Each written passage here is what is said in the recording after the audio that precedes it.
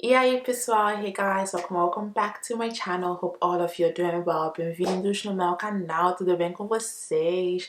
So, today's topic is Cidade Invisível. Okay, now Cidade Invisível, I actually did not know about this movie. I think I did the review of Coisa Mais Linda, and under the comments people were like, go ahead and check out Cidade Invisível. So I was like, okay, let's see what this is about. Actually, before I started to watch the series, I posted on my YouTube page and asked you guys if it was worth watching, and a lot of people were like, yes, you should watch this. Like, I don't have my glasses and so I can't read the comments to you, but a lot of people were like, yes, this is a beautiful series. It's about Brazilian folklore. It's going to be complex, and people were like, I'm not going to understand and everything because it's about the Brazilian folklore. But I mean, I was curious anyways, and so I went ahead and checked it out because you guys were hyped, and so I was like, let me just find this whole thing out for myself. So I went ahead, checked it out, and boy, it was amazing. Okay, it was beautiful. I enjoyed it. And so yes, let's just talk about it. In case you still haven't subscribed to my channel, go down below, vai abaixo. Se você ainda não é inscrito no meu canal, o que está esperando? Porque eu não sei. Não sei o que está esperando. Mas vai abaixo, ok? Vai abaixo, inscreva-se no meu canal e deixa também um comentário, deixa um like também, and let's just go ahead and do this video, okay? Cidade Invisível. Let me just say that the first thing that blew my mind was the complexity of these characters. So the first thing is, when people said this is going to be a Brazilian folklore, or this series was based on a Brazilian folklore, in my head I was thinking this was based on one Brazilian folklore. I was thinking it was just one story, and then they were just going to, the series was just going to revolve around this story or this folklore.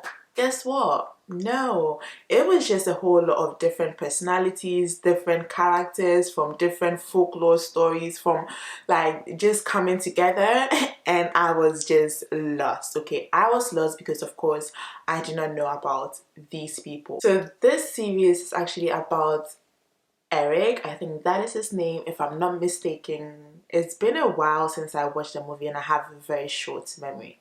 So this story is about Eric, who basically is an investigator and also an environmental police, and he one day comes across a couple of people with a dead dolphin, pink dolphin, and he goes to these people and he's like, what are you guys doing with the dolphin? Like, blah, blah, blah. And then these people all of a sudden just disappear. Like, they were standing there 1 minute, the next minute they just disappear. And he's like, ooh, what just happened? He basically just took this dolphin, this pink dolphin, and then decided to just take this pink dolphin to, I think, the veterinary or something like that, just to get it checked and just to get incinerated. Somehow the place is closed. He goes back home, and in the evening or something, this dolphin just turns into a human being. And he's like, wait, what? You were a pink dolphin. How did you just become a human being? And that is just how this whole thing led him to, these entities and these invisible people. And it was actually very interesting because now he started to connect this whole thing with how mysterious his wife's death was, and trying to, put all the puzzle pieces together and stuff like that. It was just quite interesting. Like, I think the parts that I was like, shook was when he himself found out that he was half entity. Like, he found out that he wasn't even 100% human, and that his father was the pink dolphin that he had found dead. Guys. Guys. Anyway, let's just talk about the characters. The very complex characters. I don't think... do I say complex? Complex from the point of view that I am not Brazilian, and so I do not know, or I do not have a backstory about these characters. Okay, if you're Brazilian and you are aware of these folklores and all these things, you probably know a lot more. But for me, not knowing anything, it was quite difficult to understand who was good, who was bad. Like, for example, the character Kuka, okay, the butterfly lady. Like, the butterfly lady, I mean, I could not really understand if she was a good woman or if she was a bad woman.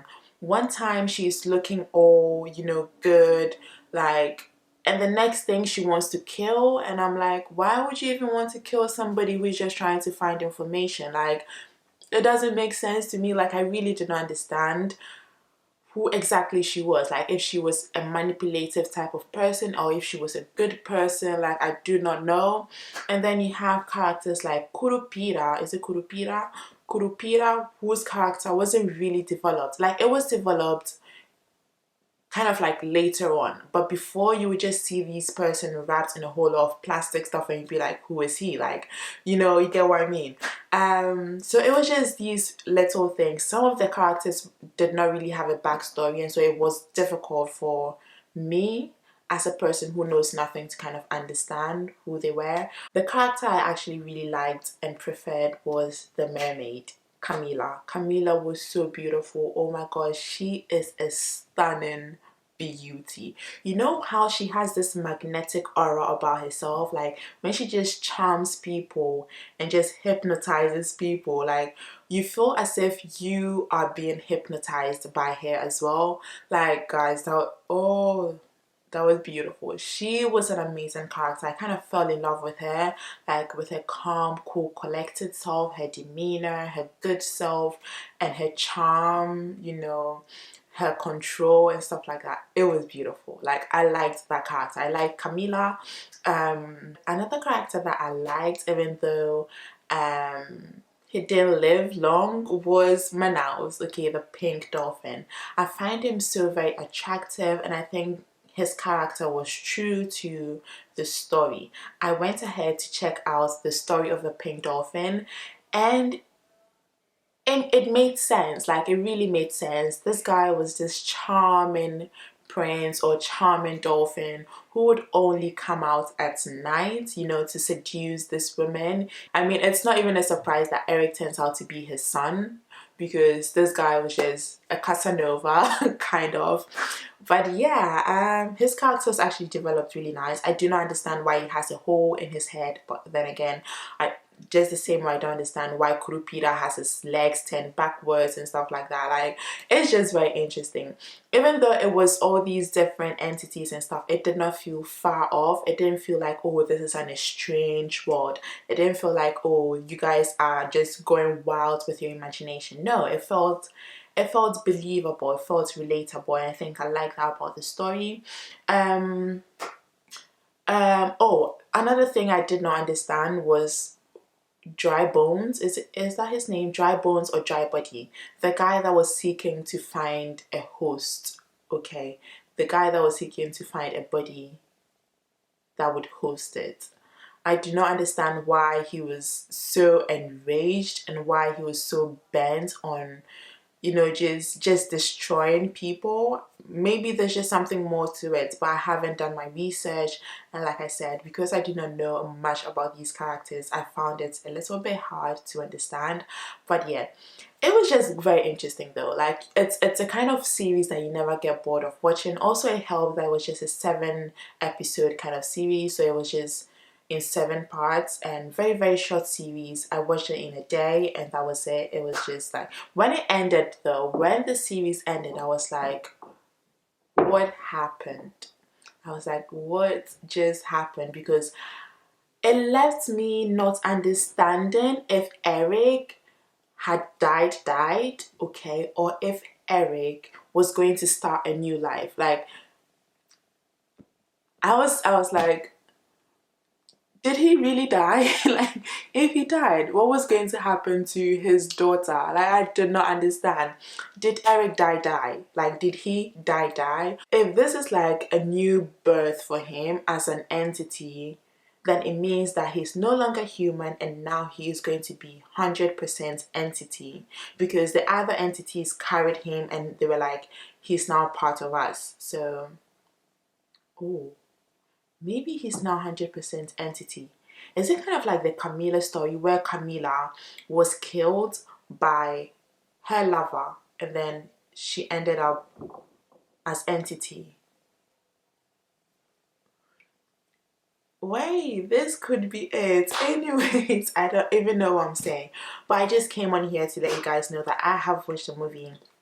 I liked it. When I do these movies, or when I watch these movies, listen, I have zero background about analyzing movies and stuff. That is not my field. I only watch these movies because I want to improve my Portuguese, since I am learning Portuguese, and these kind of things help me to learn more Portuguese, help me to, know more Portuguese expressions, and just learn about the Portuguese or the Brazilian culture. Okay, the Brazilian culture, which is what I'm after. I think it's a beautiful culture, and I think most of your movies do reflect that about the Brazilian people, so that is really nice.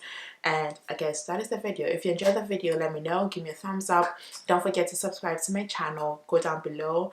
Listen, I'm not in any position to start doing all these commentaries in Portuguese or in Brazilian Portuguese. When I did the review about the movie Coisa Mais Linda, somebody said you should be doing this in Brazilian Portuguese so that you practice more. I know, but I still do not have the vocabulary yet, and so hopefully I get that vocabulary, and then I come here and do more things in Portuguese. So yeah, that is the video, guys.